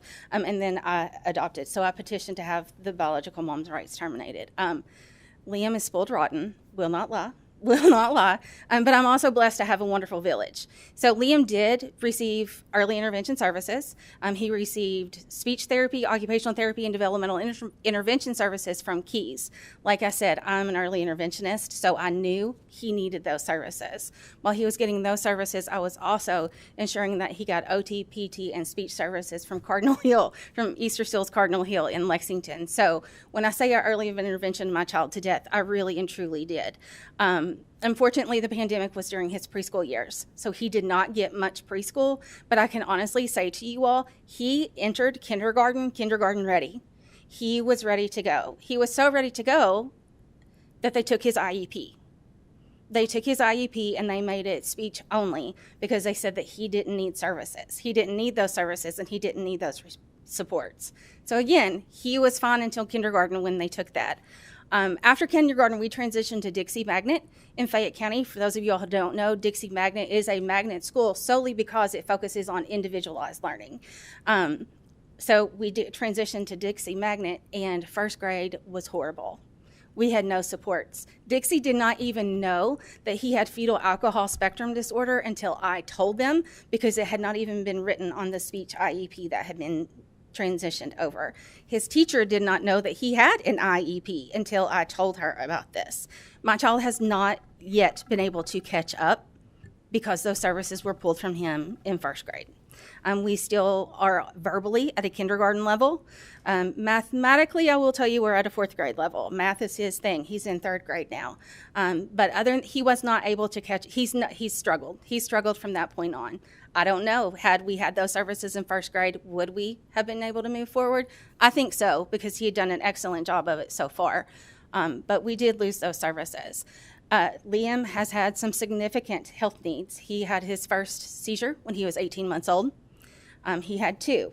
Come to find out, those seizures were caused because Liam never slept, which is a huge issue with individuals with fetal alcohol spectrum disorder. Liam never slept. Even when he came to me as an infant, maybe 15 minutes at a time. You know, when you get that infant to sleep and you put him down, you're like, whoo, I can sit down for a minute. No, you never got to sit down. You never got to clean bottles. You never got to do anything because he was always awake and needing to be held, which was fine with me at the time. But we ended up getting diagnosed with what is called periodic limb disorder movement after going to Cincinnati Children's Hospital for a sleep disorder study. And so what that means is that's basically restless leg in his whole body due to the brain damage that he has. And so his whole entire body constantly goes all night long. We are able to take medication now in order to help that, but that was just a huge, huge barrier that we had to overcome. His pain tolerance is so high that we have had an abscessed tonsil because he was not able to tell me that his throat hurt before the tonsil abscessed from everything that was going on. And then when he was younger, he had a septic ankle. He just had infections set up in his ankle, and he wasn't able to tell me it hurt. He couldn't say it hurt until it was so bad that we had to have surgery, have it flushed, and then be on IV antibiotics for over a week. So there are just some significant challenges that these children really do have to overcome on a daily basis. And they're very different. I bet you all think that the red-headed curly child is mine. Nope, that's not mine. Mine is the one in the pink in the middle, and that is her sister with the dark hair. We adopted them when they were 3 and 4 years old. We did not know that she had fetal alcohol syndrome. We just thought she looked like her parents, and with back research, they probably have fit also. So she does look like them. We got them when they were 3 and 4, like I said, and we were, they were family. We were just supposed to keep them until parents got out of jail. But, sorry. Every time I tell their story, we found out that they had been trafficked by their parents. And our 4-year-old had an STD. So those things became the top priority for us. And fetal alcohol we didn't know what was going on. We just knew there was trauma, and there was lots of trauma, and we were in therapy. And everything that looks like fetal alcohol syndrome also looks like trauma, because it's different in every child, because the brain, the neurotransmitters, the different rays, the I'm losing my train of thought. The blue way, the green way, the red, all of those things, the pathways are very different in how it affects every child, and you also have trauma involved. So when we did finally take them to the people in Nashville and say, what else is going on? Because that sweet little thing, it didn't take her very long to figure out she was the baby of 4, but she can throw a man-sized fit for about 3 hours until she loses her voice and tear up everything in our home, in her bedroom, in her classroom. She can do it. She's a strong, little bitty thing. She's also very small because a lot of the times they don't develop. Her son is very strong. It's so hard because it's different for every child. But once we did that, once we found out what was going on, then I kind of became a mama bear. And I started finding out what I could do. And I wanted to be on the board of the Papillon Center. That's where I work. And she's like, nope, I need you to represent fetal alcohol. And so that's what I do, strictly for her, because her life matters. Even though she is not given any services or anyone listens to us whatsoever. And I just want to thank you for listening to us today. It's very important. It's the behavioral outburst that make these children look like they're bad kids. But in all honesty, they cannot process things. They cannot process things. Like she said, they hear every fourth word. Last night, Liam swims on a Special Olympics swim team, and we were at swim practice. And his coach gave him something to do, and he dove under the water, and he made it probably 10 feet, and then he started doing what she had told him to do. She said, I swear sometimes I think that he doesn't hear me unless he's underwater. And I said, no, he has a 3-minute processing delay. Or not 3 minute, I'm sorry, 3 seconds. So anything you say to Liam, anything, if he is walking out in the middle of the road, you have to scream, no, stop, and grab him, because it's going to take 3 seconds for him to process that you told him to stop or that there's a danger before he's able to do it. And that's, again, just from the brain damage that's there. And so when I reached out to Senator Carroll, for 2 reasons. One, because I know that he understands early childhood and the importance of the training and the identification, but I also did it because of the police background. Because what happens later on in life if my child is being chased by a policeman and they tell him to stop, or they say, don't do that, and it takes him 3 seconds to process something, what's going to happen to him then? And that's just a fear that I'll always have. So it's just important that we get the word out there and we start educating everyone on fetal alcohol spectrum disorder. A statistic that stopped me in my tracks, I was sitting on the couch, and my husband is busy roaming around and doing all the things he does. He probably just ran a marathon. I don't know. That's what he does. But I said, honey, I just read from the Library of Congress that 82% of all people with fetal alcohol syndrome die in their 30s because of suicide or because of accident, because they're very impulsive. But they're also lots of depression because everyone thinks they're mean and they're bad because they don't understand. That's a pretty high statistic. So now we're going to talk about the positive. The positive, there's lots of positive. There is positive. The FASD Respect Act, that is federal legislation that has just passed. So states are going to start getting money to be able to help identify these children with fetal alcohol spectrum disorder. We're going to be able to establish centers of practice, centers of excellence, like we have the Autism Training Center here in Kentucky. There's all kinds of things that can be done and that we hope that will be able to be done as we move forward because of this federal legislation that's coming down. We need you to understand, though, that the money that they're looking at, from what I understand, this was an email I received actually this morning from the financial person at FASD United. The money is $12.5 million for the country. That's what they're looking at. So, yeah. I don't know how far that will go. Here is how it's supported in Kentucky, what's going on here. The state does require a warning sign for alcohol sales. I'm not anti-alcohol. I am education about alcohol. Alcohol affects our children worse than drugs do. It's poison. You need to understand it is irreversible brain damage. Their brain looks completely different. 13 just different things. You guys can read all of that. 47% of pregnancies are unintended, so you don't even know, did I drink that first? I don't know. Did I? I don't know. The next page, I'll go to the next one. FASD is not recognized by the State Department of Health. It is not a disability. It gets no help. The state does not include FASD in its definition of developmental disabilities.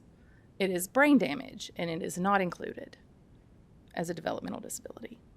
There are some waiver services, but again, we learn to go through other outlets. I'll share my waiver experience real quick because we just got on the waiver. Unfortunately, with that abscess tonsil that my son had, and he had to have his tonsils removed, which they put him on steroids for having that tonsil removed. And now here's where I'm going to get emotional. I spoke with his doctors prior to him going on those steroids, and I said, I'm not comfortable with this. Really not comfortable with this. The good's going to outweigh the bad. You'll be fine. It'll only last for a couple of days. It took about a week for the behaviors to kick in.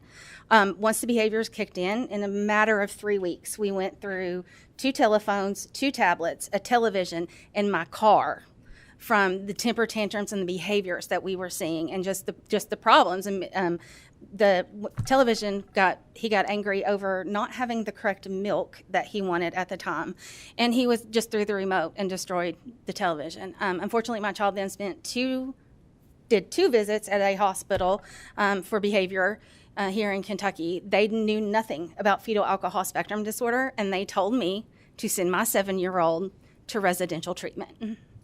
They told me that was my option. My 7-year-old needed to go to residential treatment, and they were discharging him until they could find him placement. That wasn't okay with me, and so I started reaching out to some of my other resources, and he ended up spending 9 days at Our Lady of Peace in Louisville.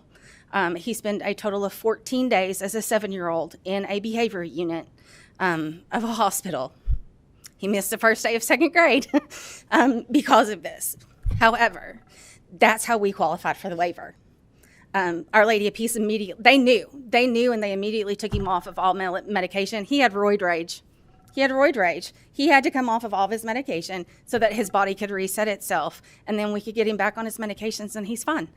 He's absolutely fine. We don't have any trouble at all right now as we speak, and I probably shouldn't have said that because I'm going to go home tonight and something, wild and crazy. I'll get a new hole in the wall.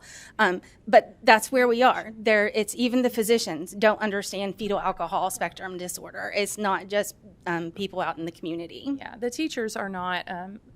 My son has a special ed degree, and he wasn't taught anything about fetal alcohol. None of the teachers that I talked to, they know anything about it, any of that. But what I do want to say, the good things that we're doing. Way on out in Paducah, if you don't know where it is, it's on the other side of Bowling Green. It's a 4-hour drive. But anyway, what we are doing, we're the Papillon Center of Paducah for FASD. And what we are doing is we have been doing it for 5 years. We're a national affiliate, but my boss and I are the only 2 affiliates in the state. And we're way over there. We're not anywhere near you here. I see clients that are in Nashville. I see clients in St. Louis. I see clients from Missouri. She almost called us. She said, "Oh my gosh, I know who you are." We do in-house research in our in our center. We do family support. We advocate. One school system, the Paducah City Schools, actually. Because that's where my children go to school. They let us in to do a training for their teachers, and it was eye-opening for them, and I'm going back soon to do CEUs for them. That's kind of where we are. That's what we do, but it needs to be statewide. So. Okay. We are out of time. Does anybody have a question? Sorry, we tried to talk fast. Senator Girdler. Only reason I'm speaking, Heather, Holly, Heather's her sister. Hope is her sister. Her daddy and I grew up together. Correct me if I'm wrong. The other 2 have adopted children. Hope does. Hope also has an adopted child, yes. Of the same syndrome? Correct. All right. This family was very dear to Somerset area in my family. Her mom was the one that went to the schools to give all of us shots. Her granny, not her granny, her granny. So anyway, for a little bit of her, about her, they're sweet people. So whatever problem she's had, you know, I'm giving you a word of encouragement. Thank you very much. All right. Representative Callaway. Just really briefly, thank you all for sharing your testimony today, for you opening your homes to these individuals. I was really touched. I'm encouraged. And just briefly, there are so many variables to consider in the diagnosis. Yes. And it's really concerning. Obviously, one of them is, like you mentioned, the honesty of the parents about their behavior. Other drugs they may be taking, that even if they admit to alcohol, how do you know it's not another drug that they, or a drug that they had been Drugs work out utilizing? of their system by the age of 7, typically. Alcohol does not. So the damage done by drugs is less than alcohol. Will Yes, not ma'am. continue. I mean, that can be repaired. Right. So scientifically, is there a test that's done to diagnose a brain scan of damaged pathways? How do you hone in and actually diagnose? They can do a brain scan, and it's looking for the gray matter. Is there gray matter on their brain? Liam had that done, and he did not have any gray matter. Again, it's those behavioral things that you have to piece together and put together. I can flip back to the picture of him and show you all. I was actually told that if it wasn't for how big he is, because he is a pretty big boy, that he would have the full FAS diagnosis. I don't see the facial features, but the doctor who did his evaluation did see all of the facial features there, and said that he would have given me the full FAS diagnosis if he was smaller. So there are specific criteria, because it was that one thing, his size. So there are specific criteria that they have to meet in order to meet those, in order to get the diagnosis. And I do represent a portion of Louisville. I'm sorry, Chairman. Thank you. And so I'm curious to know who diagnosed him. Dr. Hirsch. Say it again. Dr. Hirsch at Norton's. At Norton's. Okay, thank you. Senator Williams. Just a quick comment. My daughter actually takes care of a child with fetal what was diagnosed as, because of the symptoms. Actually, it turns out it was a genetic disorder. And she couldn't get support as long as it was fetal alcohol. Correct. But once it was diagnosed as a genetic disorder, it had been based upon the symptoms, then she got the support. Just And an many interesting parents- copy with what you're struggling Many with. parents go and try to get other diagnoses to get help. I begged for the diagnosis of autism. Please. Begged for it. Please, please, please. Can it be autism? Will you please just put that on paper? And of course, doctors can't do that. But that was the only way that at the time we could get assistance. Yeah. Okay. Shannon and Holly, thank you both for being here and Absolutely. Thank telling you your all. stories. Very informative and very eye-opening situations. And I'm sure we will talk again. But I really do appreciate you and all that you do. And, from a child care perspective, the conversation we had, more kids in our facility with behavioral issues than I've seen in 15 years of doing this. And so there may be something to that. And, the symptoms mirror other issues. So I'm sure it's very difficult to separate these kids to really diagnose them. But I appreciate the awareness you bring to the state and the awareness you brought to us here today. Final note, the next meeting is Wednesday, November the 12th at 1 p.m. And I will entertain a motion to adjourn. So move.